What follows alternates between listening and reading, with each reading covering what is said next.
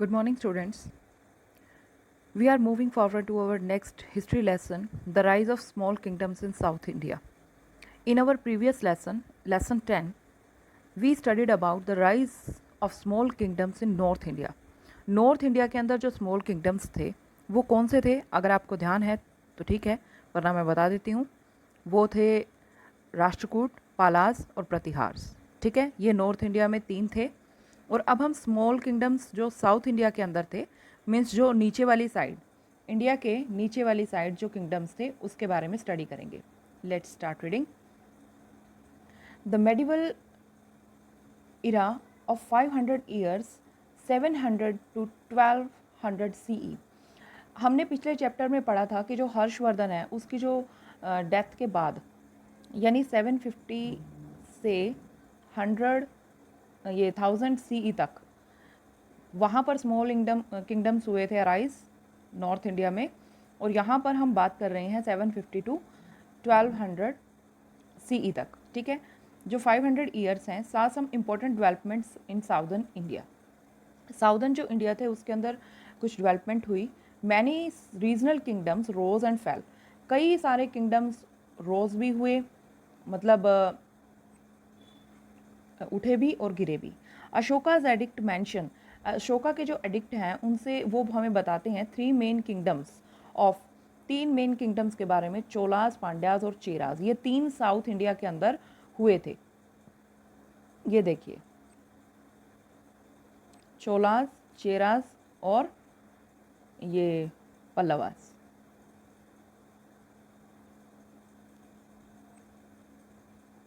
पांड्याज भी थे। In the letter period the kingdom of Chalukyas, और बाद में जो चालुक्य और पल्लव हैं उनके भी शासन आए। Rose the area of present Karnataka, वो जो आजकल कर्नाटक है, आंध्र प्रदेश और तमिलनाडु, इन 3 जगह पर जो चालुक्य और पल्लव हैं ये बाद में आई। The Rashtrakuta ruled over the northern part of Deccan during this time. अब आपने पिछले चैप्टर में पढ़ा था कि जो डेक्कन एरिया है, मीन्स की जो ये वाला एरिया है, यहाँ पर जो राष्ट्रकूट है उनका अधिकार होता था। ठीक है, तो इस पार्ट पर बाद में चालुक्य और पांडव कैसे आए तो उसके बारे में हम डिटेल में स्टडी करेंगे। सबसे पहले हम चोलाज के बारे में स्टडी करते हैं। In class 5th we have studied about Chalukyas यानी कि जो कर्नाटक में थे, एंड पल्लवास जो आंध्र प्रदेश और तमिलनाडु में थे। ये हमने पढ़ा था 6th क्लास में। The beginning of the medieval period saw the expansion and rise of the Chola empire. और जो मेडिवल पीरियड है उसमें हम चोल जो एम्पायर है, क्योंकि हमने चालुक्य और पल्लवास के बारे में तो 6 में पढ़ा था, लेकिन अब यहाँ पर हम चोलों के बारे में पढ़ेंगे कि चोल वंश क्या था। They defeated the Pallava king and the other local rulers. जो चोल वंश के राजा थे उन्होंने क्या किया कि पल्लव के जो राजा थे उनको हराया, और जो दूसरे वहाँ पर छोटे मोटे लोकल रूलर्स थे उनको हराया। ठीक है, they built a strong navy, और उन्होंने एक स्ट्रॉन्ग नेवी बनाई। नेवी क्या होता है? जो जल सेना होती है, मीन्स जो ये शिप वगैरह में, तो ये उन्होंने नेवी बनाई। क्योंकि जो ये ये जो स्टेट्स हैं, आंध्र प्रदेश, तमिलनाडु और कर्नाटक, ये सी के पास है, तो इसलिए नेवी जो है उन्होंने स्ट्रॉन्ग की। And even conquered Sri Lanka earlier Ceylon. अब मैं आपको बता देती हूँ कि उन्होंने ना सिर्फ इंडिया पे बल्कि श्रीलंका पे भी अपना राज किया, जो कि नीचे वाली साइड आपको पता ही है। और ये भी बता दूँ कि श्रीलंका को पहले सेलोन बोला जाता था। Parts of south east Asia and the islands of Maldives and Lakshadweep and helped in the spread of Indian culture to foreign countries। और उन्होंने मतलब क्या किया कि जैसे साउथ ईस्ट एशिया पे भी अधिकार किया अपना, नीचे वाली साइड मालदीव है, लक्षद्वीप है, इन पे भी उन्होंने अधिकार जमाया अपना। और इंडियन जो कल्चर है उसको जो फॉरेन कंट्रीज़ है उसके अंदर फैलाया। Chola kingdom extended from Nellore to Pudukkottai. अब ये बता दूँ, नेलोर जो है ये आंध्र प्रदेश में है और पुडुकोटा जो है ये तमिलनाडु में है। और मैसूर आपको पता ही है कर्नाटका में है, और मद्रास तमिलनाडु में की राजधानी है, जो अब जिसको हम चेन्नई बोलते हैं। ठीक है, तो उनका जो किंगडम था वो नेलोर से लेकर पुडुकोटा तक और मैसूर से लेकर मद्रास तक फैला हुआ था। The founder of Cholas was Vijayalaya who defeated Pallavas. और जो चोल वंश का संस्थापक था, मीन्स जिसने चोल वंश बनाया, चोल वंश का जो फर्स्ट राजा था वो था विजयालय, उसने पल्लवों को हराया था।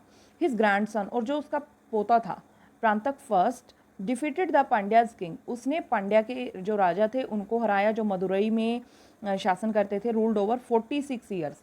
उन्होंने 46 ईयर्स तक, जो पांड्या थे 46 ईयर्स तक उन्होंने राज किया था, उसको प्रांतक फर्स्ट ने हराया था।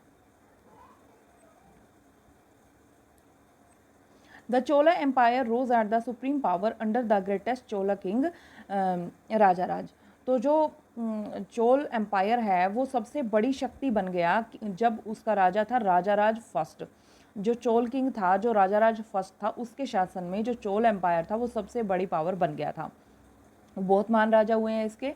ही pursued a policy of conquest. Conquest का मतलब क्या था? जीतना। फॉर 14 ईयर्स उसने 14 सालों तक लगातार मतलब जीत हासिल की। And conquered the Chalukyas kingdom of Vengi and captured Kerala and Madurai. उसने जो चालुक्य किंगडम थी वेंगिंग में, वहाँ पे वो भी जीत ली और केरल और मदुरई पर भी अपना शासन स्थापित कर लिया। He also build the famous temple Raj Rajeshwar at Tanjore. और उन्होंने तंजौर में राज राजेश्वर मंदिर बनाया। ये मंदिर आप देख रहे हैं, ये तंजौर के अंदर है राज राजेश्वर मंदिर। The walls of the temple depict his conquest.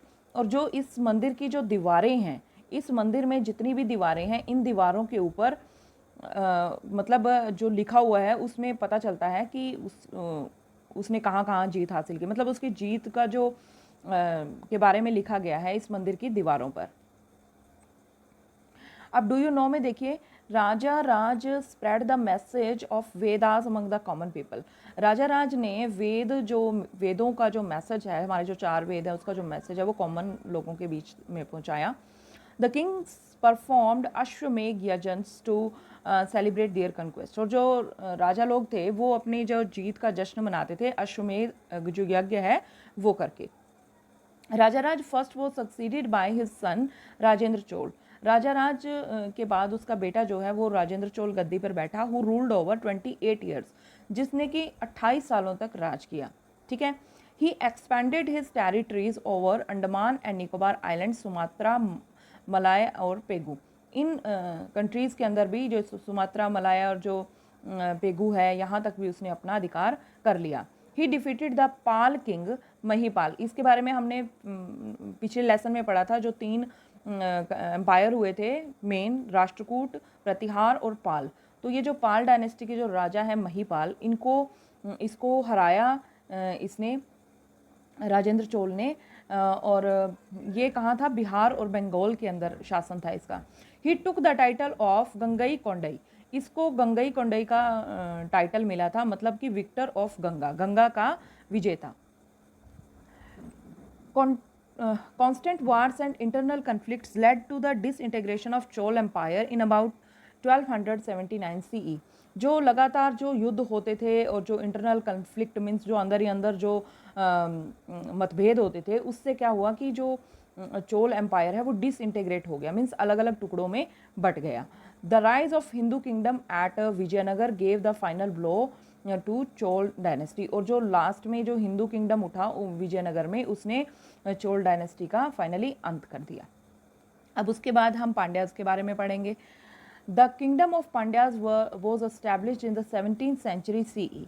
Pandyas का जो शासन था वो 7th सेंचुरी CE के अंदर मतलब ये एस्टैब्लिश हुआ। They ruled over Madurai, Tirunelveli and parts of Travancore. इन 3 जगह पर उन्होंने अपना शासन किया। It is reputed to be the most ancient of the Tamil state. और ये जो स्टेट है ये इनको तमिल स्टेट का सबसे रेपुटेड जगह माना जाता है हमारे इतिहास में। Kandangori started the Pandya rule. और कंदनगोरी ने ये जो पांड्या रूल है स्टार्ट किया। His son Maravarman Avani Sulamani came into conflict with the Pallavas. और जो उसका बेटा था, मतलब इसका कंदन गोरी का जो बेटा था मरुवर्मन अवनी सुलेमानी, ये जो था ये इसका पल्लवों के साथ झगड़ा हो गया, तो ही अलाइंड विद चोलाज, उसने क्या किया कि चोल के साथ, अलाइंड का मतलब होता है मतलब संधि कर रहे हैं, उनके साथ मिल गया वो, एंड डिफीटेड द पल्लवाज, और उसने पल्लवों को हरा दिया। The Pandyas carried on frequent Wars with Sri Lanka, फिर जो पांड्याज थे उनके लगातार कई युद्ध हुए श्रीलंका के साथ, ठीक है। इन द 11th सेंचुरी और 11वीं शताब्दी में दे वर कंपेल्ड, उनको फोर्स किया गया to submit to the supremacy of the mighty Cholas, जो शक्तिशाली चोलाज थे कि उनकी जो सुप्रीमेसी है, जो उनके सामने मतलब वो अपने आप को सरेंडर कर दे, उनको फोर्स किया गया कि अपने आप को वो जो शक्तिशाली चोल हैं उनको समर्पित कर दे। But in the 13th century, लेकिन 13th सेंचुरी के अंदर they asserted their independence again. Asserted का मतलब दावा करना, ठोक बजा के कहना कि उन्होंने अपनी इंडिपेंडेंस को का दावा कर दिया कि भी हम इंडिपेंडेंट हैं, हम किसी के भी अंडर में नहीं रहेंगे। अंडर जालवर्मन सुंदर पांड्य, इसके जब ये राजा आया तो इसके राज्य के मतलब अंडर में उन्होंने ये बोल दिया कि हम स्वतंत्र हैं, जिसने कि 1251 से लेकर 1272 तक राज किया। Gradually the Pandyas became the leading power in south, और फिर इस तरीके से जो पांड्याज हैं वो लीडिंग पावर बन गए साउथ के अंदर।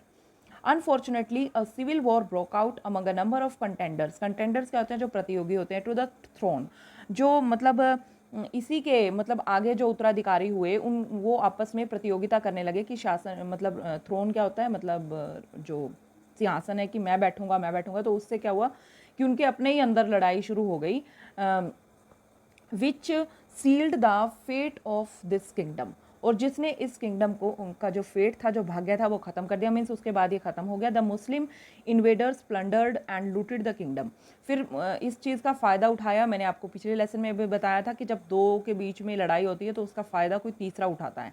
तो मुस्लिम जो इन्वेडर्स थे, जो आक्रमणकारी थे, उन्होंने उनको उनका जो किंगडम था वो लूट लिया। प्लंडर्ड का मतलब भी लूटना ही होता है, लूटेड का मतलब भी लूटना ही होता है, तो उनको लूट लिया, मेड इट वीक, और उसको वीक बना दिया। In the 16th century the Pandya kingdom was absorbed in the kingdom of Vijayanagar, और फिर 16th सेंचुरी में जो पांड्या किंगडम है वो विजयनगर का जो किंगडम है उसके अंदर मिल गया। अब हम पढ़ेंगे governance of in south India, कि साउथ इंडिया के अंदर शासन किस प्रकार से होता था, एडमिनिस्ट्रेशन क्या था। The king was the head of the state, जो राजा होता था वो स्टेट का हेड होता था। The office was hereditary, hereditary means बेटे के बाद पिता के बाद बेटे को ही शासन मिलता था। ऐसा नहीं है कि कुछ इलेक्शन वगैरह होते थे, कोई नया चुना जाता था, ऐसा नहीं है। His prime duty was to protect the people from internal disturbance and external attack. उसका जो मेन काम होता था वो सबसे पहला यही होता था कि जो इंटरनल डिस्टर्बेंस है, मतलब जो लोगों के बीच में जो मतभेद होते हैं, और एक्सटर्नल अटैक्स जो बाहर वाले लोग अटैक करते हैं, उन दोनों से ही उनकी रक्षा करना। The rights of the king were unlimited, जो किंग के अधिकार थे वो अनलिमिटेड थे, उनकी कोई लिमिटेशन नहीं थी। The central administration was divided into different department, और जो सेंट्रल एडमिनिस्ट्रेशन था उसको अलग अलग डिपार्टमेंट्स में बांटा गया था। The king rain the administration with the help of the ministers, और जो किंग है वो मिनिस्टर्स रखता था, उसकी हेल्प से वो एडमिनिस्ट्रेशन चलाता था। The kingdom was divided into provinces, mandalams, और जो राजा है उसने अपने राज्य को प्रोविंसेस में, प्रांतों में बांटा हुआ था, जिसको हम मंडलम कहते हैं। Each province was under the control of an official, और हर एक प्रोविंस यानी कि हर एक मंडलम जो है उसका एक ऑफिशियल होता था, who worked according to the instruction of the king, जो किंग की जो इंस्ट्रक्शंस होती थी उसके अकॉर्डिंग काम करता था। उसके बाद है इकोनॉमी। इकोनॉमी में क्या है, मतलब जो पैसे से रिलेटेड है, ट्रेड कैसा था या जो भी है। लैंड रेवेन्यू वो the main source of income, जो लैंड रेवेन्यू मतलब कि जो भूमि का जो कर है, भूमि कर जो है वो मेन सोर्स था राज्य की इनकम का, भूमि से जो कर आता था। It was fixed at 1/3 of the produced by the Chola ruler, और चोल रूलर्स ने बोला था कि 1/3 मीन्स 1/3 भाग जो भी टोटल प्रोड्यूस होगा उस प्रोड्यूस का भाग देना होगा। ये उन्होंने चोल रूलर ने जो है फिक्स किया हुआ था कि चाहे मतलब आपके पास कितना भी हो, जैसे अगर आपका 100 होता है तो 100 का 1/3 जितना भी बनेगा वो आपको राजा को देना पड़ेगा। The economic condition of the people was good, जो इकोनॉमिक कंडीशन थी लोगों की वो बहुत अच्छी थी। Agriculture, trade and weaving were the chief occupations of the people. जो मेन काम थे लोगों के वो थे एग्रीकल्चर, खेती करना, व्यापार करना, और जो बुनने वाला काम है बुनाई का। The irrigational facilities were well developed which increase the agriculture yield. और जो इरीगेशनल फैसिलिटीज़ हैं, मीन्स जो ये सिंचाई वाली जो फैसिलिटीज़ हैं ये बहुत अच्छी डेवलप्ड थी, बहुत अच्छी थी। तो इससे क्या था, जो एग्रीकल्चर यील्ड है, मीन्स की जो उपज है, खेती की जो उपज है वो बहुत ज़्यादा होती थी। The Chola ruler spent a major part of the income on public welfare. और जो भी उनको इनकम होती थी रूलर्स को, मतलब ये जो 1/3 पार्ट देते थे, यहाँ से जो भी उनकी इनकम होती थी वो सारी की सारी इनकम वो पब्लिक वेलफेयर यानी कि जनता की भलाई में लगा देते थे। उनकी फैसिलिटी में कुछ भी रोड बनवाना या कुछ भी वो बनवाते थे। सोसाइटी कैसी थी, समाज में क्या होता था? The society of south India was also caste ridden. Means इसमें भी कास्ट होती थी, जैसे हमारा north India, like the north India के अंदर होती थी ना क्षत्रिय, ब्राह्मण, फिर वैश्य, शूद्र। तो ऐसे ही ये भी बटी हुई थी, कास्ट रिडन थी। द ब्राह्मण यानी प्रिस्ट्री क्लास जो होती थी एंड क्षत्रिय जो वॉरियर क्लास होती थी डोमिनेटेड द लोअर कास्ट। जो ब्राह्मण और क्षत्रिय होते थे वही जो लोअर कास्ट होते थे उनके ऊपर अपना शासन करते थे। The peasant still the land. जो पीजेंट्स होते थे यानी जो किसान होते थे वही लैंड को टिल का मतलब जोतते थे, which belong to the rulers of the और द टेम्पल्स। जो धरती या तो रूलर्स की होती थी या फिर टेम्पल्स की होती थी, उस धरती को जो किसान है वो टिल करते थे। रिलीजियन, अब वहाँ पे रिलीजियन कैसा था, मीन्स कि धार्मिक जो विश्वास था लोगों का किस चीज़ की वो पूजा करते थे। Religion played an important part in the life of people in south India. South India के अंदर धर्म ने एक बहुत महत्वपूर्ण भूमिका निभाई। Buddhism and Jainism were not popular there. अब उसमें हमने पीछे पढ़ा था कि बुद्धिज्म और जैनिज्म पॉपुलर थे, लेकिन यहाँ पर बुद्धिज्म और जैनिज्म इतने पॉपुलर नहीं थे। Hinduism was the most popular religion. Hinduism सबसे ज़्यादा पॉपुलर रिलीजन था। वैदिक सेक्रीफाइसेस वर क्वाइट कॉमन। जो वैदिक सेक्रीफाइसेस हैं, जो वैदिक बलि हैं, वो बहुत ही कॉमन थी, मतलब बलियाँ दी जाती थी। The cult of Lord Vishnu and Lord Shiva also became important during this time. Cult क्या होता है? जो मतलब मत है या पंथ है, जो लॉर्ड विष्णु, अब हिंदुइज्म था तो नॉर्मल सी बात है, हिंदू के जो देवी देवता होते हैं उनकी पूजा होती थी, तो उसमें मेन था लॉर्ड विष्णु या लॉर्ड शिवा, इन दोनों की पूजा होती थी, ये मेन था। Kanchipuram was an important centre of studies of Sanskrit and religional languages like Tamil.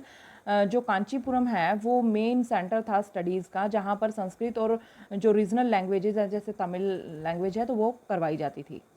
It was also a centre of pilgrimage for Hindu devotees. और ये जो पिलग्रिमेज क्या होता है, जो तीर्थ स्थान होता है, कि भी ये एक सेंटर भी था जो कांचीपुरम है। कांचीपुरम का ये टेम्पल दिखाई दे रहा है आपको, ये जो जो मतलब हिंदू जो डिवोटीज़ थे उनकी मतलब उनके लिए ये तीर्थ स्थान का काम करता था।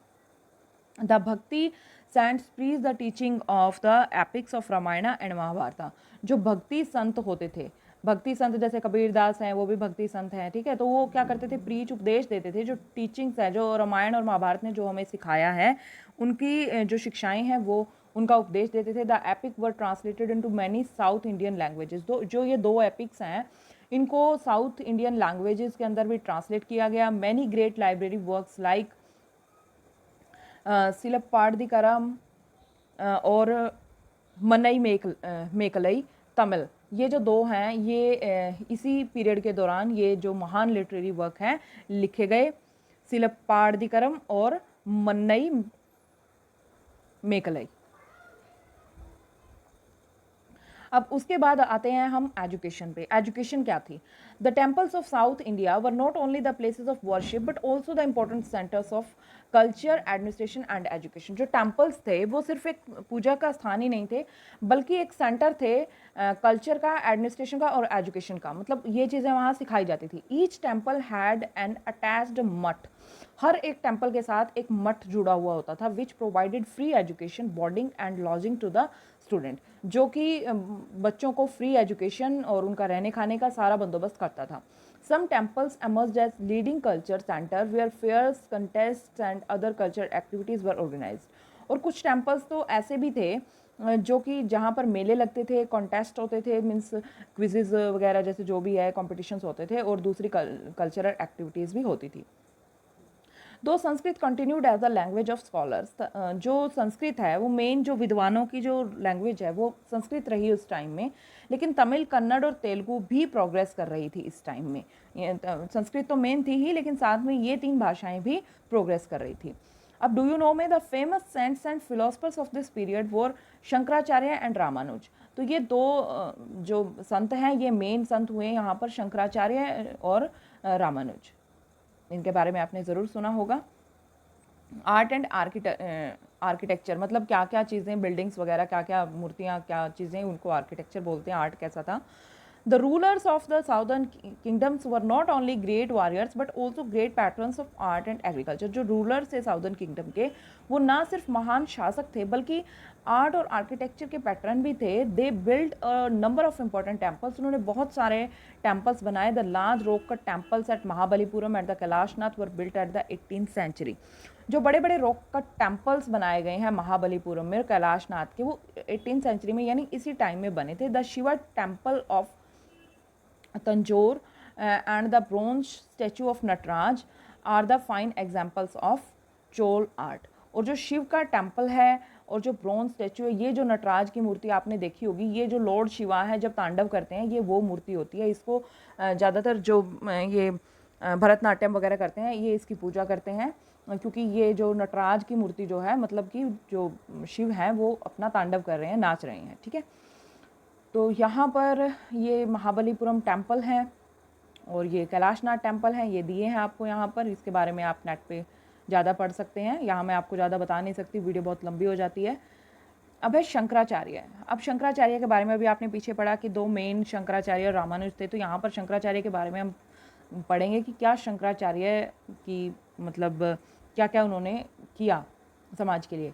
Many years ago, when the practice of dharma was on the decline in India, काफ़ी सालों पहले जब जो धर्म की प्रैक्टिस है, मतलब जो धर्म है, वो जब पतन हो रहा था भारत में, आदि Shankaracharya appeared on the scene and propagated the ancient Vedic dharma in the form of Advaita or the philosophy of non-duality। तो आदि शंकराचार्य जो है वो आगे आए और उन्होंने वैदिक की जो धर्म है, वैदिक धर्म को प्रोपोगेट का मतलब उसका उपदेश दिया, प्रचार किया इन द फॉर्म ऑफ अद्वैत के रूप में। एन अर्ली एज आदि शंकराचार्य लर्न द वेदास, बहुत ही छोटी उम्र में उन्होंने वेदों को सीख लिया था, पढ़ लिया था। ही रियलाइज दैट, उन्होंने ये रियलाइज़ किया कि भी जो वननेस यानी कि जो एकत्वम होता है, मीन्स अपने आप ही जो करना है, is the essential of all knowledge. ये ही सारी चीज़ों का मतलब निचोड़ है, नॉलेज, ज्ञान का नॉलेज है। मतलब आप अगर अकेले रहेंगे तो ही आप सीख पाएंगे। This is the doctrine of Advaita, और यही अद्वैत का सिद्धांत है। The absolute is one alone, कि जो अकेला होता है वही सीख पाता है। Shankaracharya taught the rules of bhakti, Shankaracharya ने भक्ति के रूल्स के बारे में बताया। Yoga, karma, to brighten the intellect and purify the heart, कि हम किस तरीके से अपने हार्ट को प्यूरिफाई कर सकते हैं और किस तरीके से अपनी बुद्धि को बढ़ा सकते हैं। इंटेलेक्ट मीन्स बुद्धि को बढ़ा सकते हैं। अब ये जो 3 योग हैं, भक्ति योग, कर्मयोग और भक्ति योग, कर्मयोग और ज्ञान योग, ये 3 योग होते हैं। इसके बारे में हम सबसे पहले जो उपदेश दिया था वो थे श्री कृष्ण, जिन्होंने महाभारत में जो अर्जुन को उपदेश दिया था, वो ये 3 ही थे। भक्ति योग के बारे में बताया था, ज्ञान योग के बारे में, कर्म योग के बारे में बताया था। तो इनके बारे में फिर बाद में आदि शंकराचार्य ने भी प्रचार किया। Advaita is the awareness of the divine in everything and everywhere. जो अद्वैत है, is the awareness of the divine in everything. वो क्या है कि भी भगवान को हर एक जगह, हर एक चीज़ के अंदर देखना है। मतलब हमें ये ज्ञान होना चाहिए कि जो अद्वैत है, अद्वैत कौन है? भगवान है, ठीक है। भगवान जो है वो हर एक चीज़ के अंदर है, हर जगह है, मीन्स कि वो मूर्तियों में अकेला नहीं है। Shankara suggested satsang as the very first step in sadhana. Shankaracharya ने जो मतलब स्टेप बताया, जो सबसे पहला वो था कि सत्संग करो, कि साधना का जो सबसे पहला कदम है वो है सत्संग। सत्संग means company of wise and good people, यानी कि आप अच्छे, और सत्संग यानी कि अच्छा साथ। संग का मतलब क्या होता है? साथ, और सत का मतलब अच्छा, यानी कि आप अच्छे लोगों के, यानी वाइज एंड गुड पीपल, उनके लोगों के आप साथ रहिए, बुरे लोगों के साथ मत रहिए। He established 4 mutts in 4 extreme corners of India to spread the message of Advait all over the country. और फिर उन्होंने अद्वैत यानी भगवान का जो मैसेज है वो फैलाने के लिए इंडिया में 4 मठों को एस्टेब्लिश किया। 4 मठ उनके कौन कौन से थे? एक तो नॉर्थ ज्योतिर्मठ एट बद्रीनाथ, बद्रीनाथ के अंदर ज्योतिर्मठ, फिर द्वारका के अंदर शारदा पीठ, और फिर पुरी के अंदर गोवर्धन मठ, और फिर श्रृंगेरी के अंदर श्रृंगेरी मठ। ये 4 मठ थे जो उन्होंने स्थापित किए भगवान का प्रचार करने के लिए। Shankaracharya lived only for 32 years. Shankaracharya सिर्फ 32 साल तक ही जीवित रहे थे, but during that time he purified and consolidated the various schools of worship. लेकिन इस टाइम के दौरान उन्होंने प्यूरिफाई किया, और कंसोलिडेट का मतलब होता है कि मतलब मिलाना, किसी चीज़ को मजबूत बनाना। बहुत सारे स्कूल्स जो पूजा के थे उनको मिलाया उन्होंने, मजबूत बनाया, and broad them under the umbrella of one philosopher principle Advaita. और उन सबको एक ही छत्र के नीचे, अम्ब्रेला का मतलब ये नहीं होता कि कोई अम्ब्रेला लेके खड़ा है, नहीं, अम्ब्रेला का मतलब है कि एक ही छत्र के नीचे जो भगवान है, भगवान अद्वैत है, जो फिलोसफिकल जो प्रिंसिपल है उसके नीचे सभी को उन्होंने इकट्ठा किया। ठीक है, हेयर द चैप्टर एंड्स। और मैंने बहुत जल्दी में करवाया है, आशा है कि आपको समझ आ गया होगा, लेकिन फिर भी अगर आपको कोई प्रॉब्लम हो you can ask me. Okay, thanks, bye.